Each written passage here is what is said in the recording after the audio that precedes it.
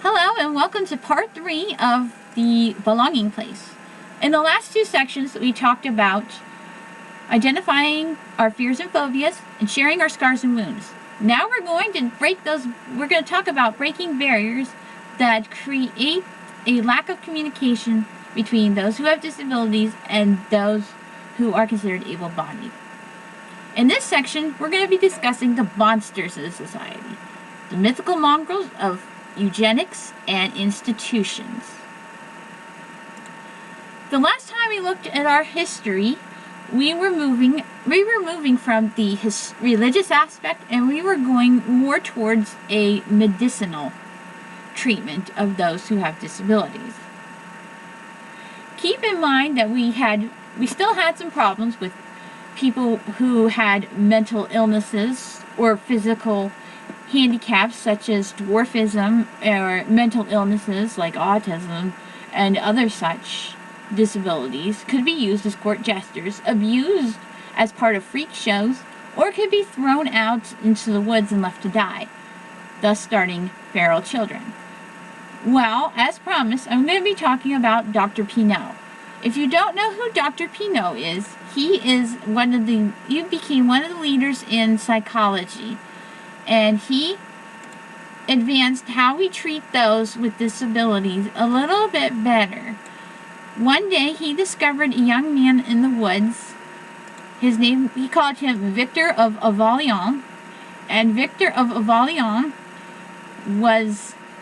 became like a student that he taught, and he wanted to teach him the basics, such as how to eat, how to feed himself, and he wanted him to know the basics. Philippe Pinel was a French psychiatrist. He reclassified mental illnesses as diseased rather than immoral.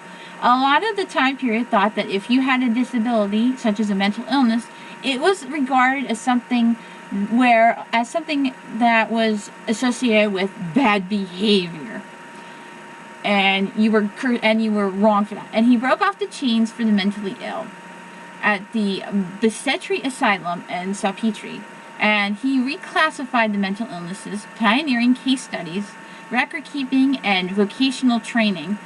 Well, this vocational training would lead to what would be known as industrial schools.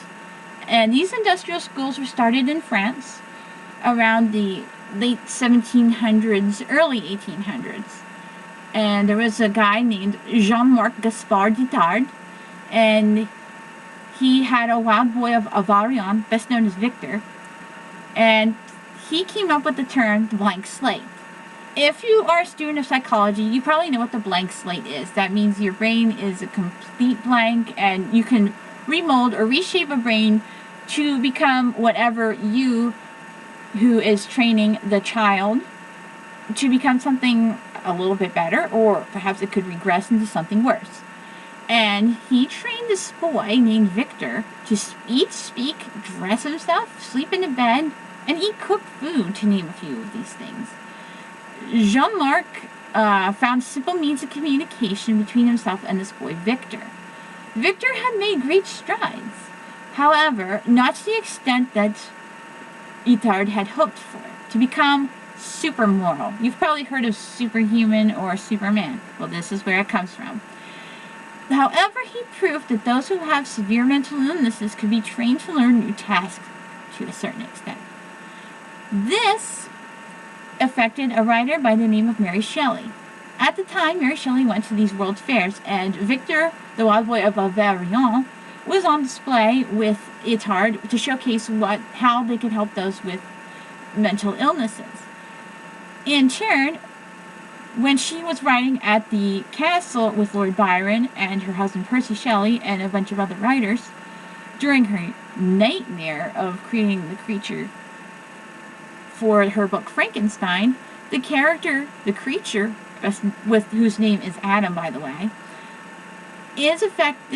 was created and perhaps in a way influenced by the workings of Itard with his boy Victor, the 14-year-old boy, the wild boy of Avarion, and what we could do to help those who have mental illnesses to create a better means of treatment and communication. However, in her book, it turns out absolutely disastrous, as you may have read. Also, Virginia in 1775 establishes the first hospital to treat those who are lunatics and those considered of unsound mind. But before Virginia, there was another well-known institute called St. Mary's Bethlehem Asylum for the Criminally Insane. To you, you may not know the name of this institution, but you may know the word, you may know a common phrase from this institution, Bedlam. It comes from this institution, St. Mary's Bethlehem Institute for the Criminally Insane. This institute took those who were considered of unsound mind that committed crimes in society, and they were not fit to be put into regular jails or prisons, so they had to go somewhere. They started St. Mary's Bethlehem Lunatic Asylum for the Criminally Insane. However, the mashup of the words Bethlehem and asylum sort of over time mashed together and created the term Bedlam. In 1812, founding father Benjamin Rush became the father of American psychology. He wrote the book Observations and Inquiries Upon the Diseased Mind. This would ferment a lot of ideas of mental illnesses and various psychiatric diseases. Dorothea Dix helped open one of the first schools in the United States to help reform those who had disabilities with her friend Dr. Samuel Gridley Howe in 1848. And this paved the way to help clean up the idea of the institution, and it was to create more schools and places for those with disabilities. But unfortunately, the institutions, the president at the time, Pierce, said no way. He didn't want to clean up these institutions and establish more training schools. Institutions weren't always sanitary and could freely abuse those who had a disability. Training schools went out of vogue for a while due to the war, mainly the Civil War, and a shortage of funds. A lot of the money ended up going to help the veterans out of the Civil War on both sides. They had to turn them into hospitals and treatment centers to help rehabilitate the soldiers. In 1927, CI establishes the first dogs, but that would come way later. And the investment syndrome emerges. Investment syndrome meant there was a population growth fear for those who have mental and physical disabilities. By 1924, Congress passed the Immigration Restriction Act. Some of you, may scratch your heads and go, what does that have to do with disabilities? Well, the Immigration Restriction Act held this belief that those who came into the United States could bring on diseases, such as yellow fever, could bring in meningitis, could bring polio, a big scare at the time, and other such contagions. Xenophobia started to arise out of that, and there was a big push for something called eugenics, or social Darwinism, as many of you may know. It pushed this idea for better breeding, and if you aren't familiar with the idea of social Darwinism, pick up H.G. Wells' fantasy fiction piece called The Time Machine. A lot of the ideas support eugenics by creating a utopian, perfect society where nobody has a disability. And social Darwinism keeps growing and gains traction to the rise of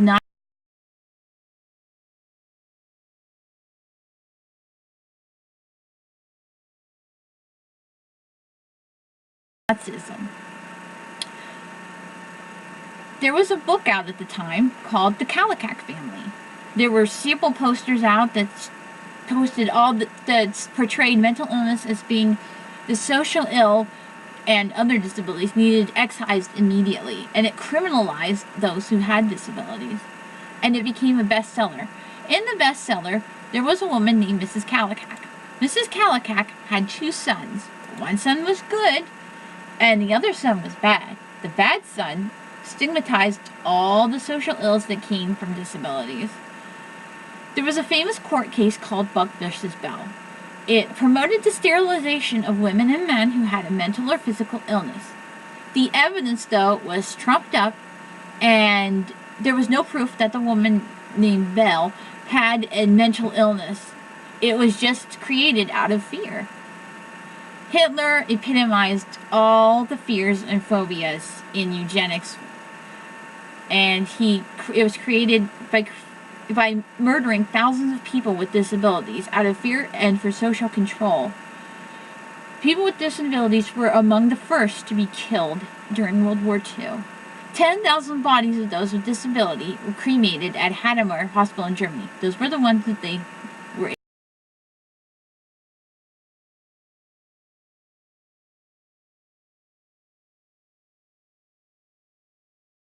able to find. Those who were not automatically cremated, were killed or automatically cremated, were part of a T4 euthanasia program, which freely experimented on those who were considered a menace to society. If you're curious to know more about the story of the Holocaust and the effects of those who have a disability, you can go to the Holocaust Museum in our country, or you can fly over, if you have enough money and time, to Germany, or you can look online, and you can find the Holocaust Museum in Germany that remembers those who were killed as a part of the T4 experiments and the many who were cremated and automatically killed. But out of these terrible experiments and eugenics came the parents' movement. The parents' movement was started post-World War II. Think of it as when there was the generation of the baby boom, and it reawakened the hope for those who have disabilities and for the families as well. Mildred Thompson founded the first disability support services called the ARC. This took up a fight against something called deaf ear syndrome.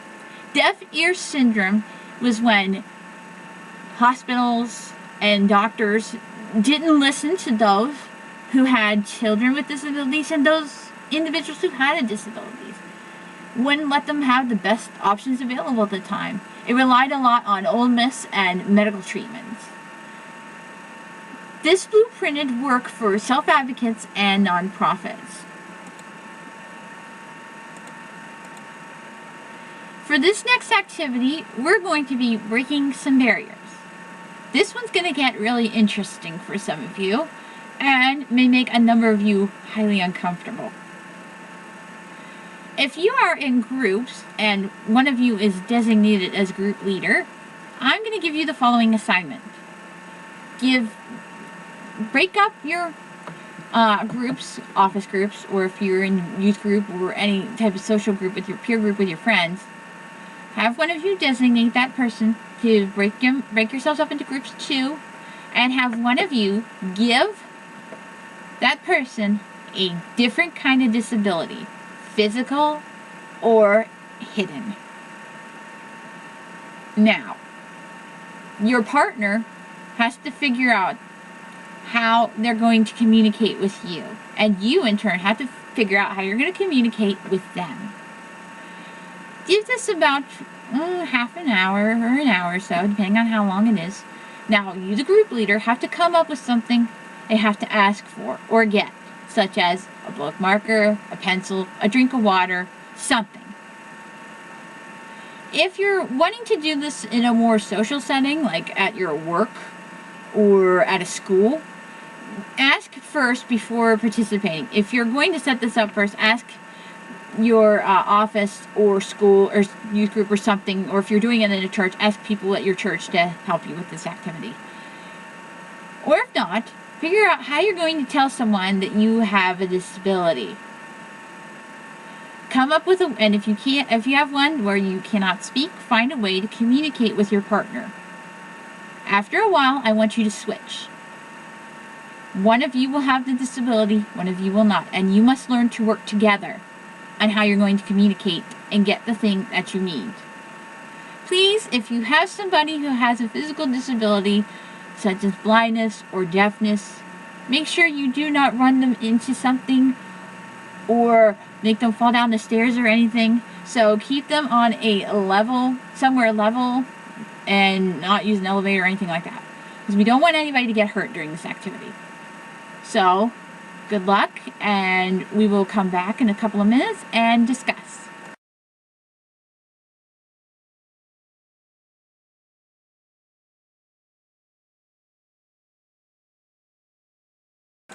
Now that you are back, I'm going to ask you a couple of questions.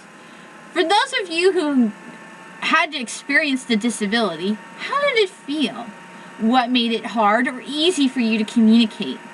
For those of you who had to communicate with your partner who had the disability, was it easy or difficult to communicate? How easy or difficult was it working together? Why or why not? And what did you learn from each other? Pretty tricky, huh? Well, I have something for you to think about. This is a quote by an author by the name of Georgianne Baldino. She writes very interesting books. In her book, she writes, "We all have a disability of some kind. All are lacking in one way or another. Saul has an injury to his leg. What if his personality was deformed? How much worse if his soul was lame? Preachers or teachers look for the good in all of us. Bless them for doing so. I don't see a cripple. I haven't met anyone yet who isn't handicapped in some way. So what's the big deal? Don't hide your deformity. Wear it like a Purple Heart." For your next video assignment, I want you to choose a monster film. Choose one or more of the classic monster films. Frankenstein, Dracula, Wolfman, Dr. Jekyll and Mr. Hyde, Phantom of the Opera, Hunchback of Notre Dame, any year.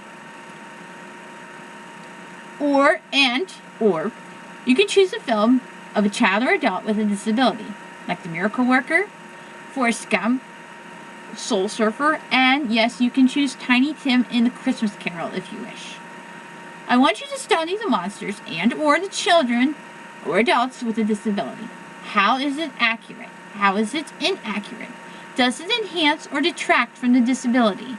Does this film spotlight fear, sympathy, heroism, or something else? I want you to think about those things when watching the films. And I'd like to know, if you wish to talk to me on Facebook, what you thought about the activity today. If it was hard or easy, or if you really liked it. I had this activity when I was in 8th grade. I had a teacher who used this when we were talking about Helen Keller. And we had to learn how to be blind and deaf. My partner and I didn't have a very good communication system. My partner couldn't understand what I was saying, and I had trouble with my partner to communicate with her. Eventually, though, I found a way to communicate with her. It took a lot of time, but eventually we found a way to communicate. I hope you will join me for part 4, where we're going to dig into inclusion, where we are going to discuss the accommodations that are necessary to help those with disabilities become a part of society. This could be this is in a big communal sense, whether in churches, schools, or at work, or in your group. And I hope we can discuss that next time in part 4.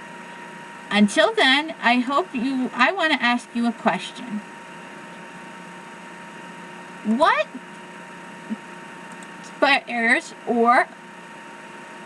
barriers of sorts, are they physical? They could be physical, or they could be more psychological, are preventing you from talking to someone with a disability? What do you need to adapt or change? And how best can you address that need? I want you to consider that and write down ways or steps that you can address that. If you want some helpful hints on how you can help, one of the biggest ways is to watch what you say and how you address the person. One of the biggest questions I get is, how do you address someone with a disability? Well, if you're going to address someone, for instance, who is deaf, you don't say the deaf person, you say the person who is deaf. Note the difference in my tone of voice when I say the deaf person versus the person who is deaf. When I say the deaf person, I don't define a deaf person. I don't define the person. I address the disability first and the person second. When I say the person who is deaf, I'm saying that this is the person first and the disability second. This has become a big point of contention in a lot of communities, including those in the disability community. And that's a difficult road to navigate, and a lot of times it becomes a big barrier. So if you want to address somebody with a disability, do not say the deaf person, for instance, say the person who is deaf. That way you can ask the person, well, when did you become deaf? If they're willing to answer your question. Or how deaf are you? To what extent are you deaf? Not all people are completely deaf, like Helen Keller deaf, or to the point where they have to have hearing aids or use ASL. Some people are considered hearing impaired. There's a whole broad spectrum of deafness out there. Just like what I have, epilepsy. You don't say the epileptic person, you say the person who has epilepsy. That way, the person who has a disability can describe to you what that disability is, if at all possible. So I hope you'll take that into mind, and I hope I've answered your question on how do you address a person with a disability. I figured I'd better put that in here because it's a barrier and it's something we need to discuss more in our community. Until the next time, I hope you will take what I have in mind and run with it and perhaps share it with your communities, whether online or, I hope, in person.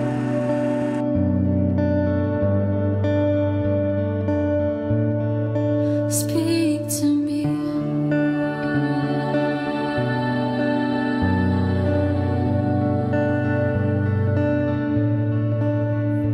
God, speak to me, 'cause I am here